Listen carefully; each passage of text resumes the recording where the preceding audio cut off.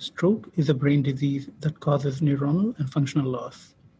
Largely over the time, some sort of recovery or compensation from the loss of function can be seen. Contemporary approaches are limited to exercise and training. To study this in stroke models of mice, here we are proposing a brain-computer interface to map their brain activity with the sensory feedback.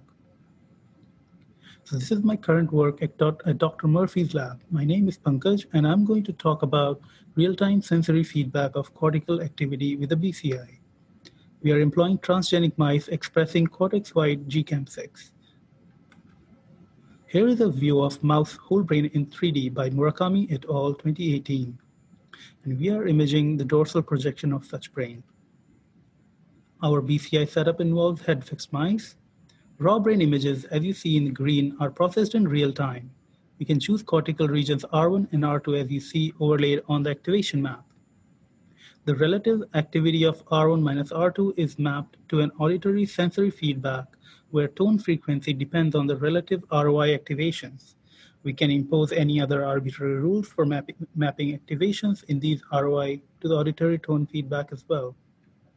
We also set a pre-computed threshold above which the mice are rewarded with a drop of water.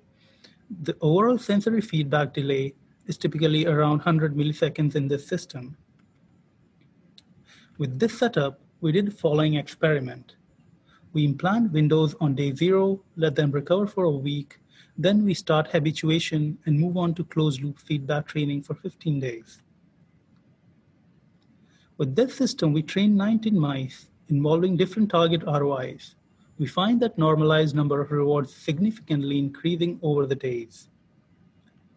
We trained several mice with different target regions and different rules. In this figure, each row represents the reward-centered brain activations for different target regions and the associated rule during the training, as labeled on the left of the image.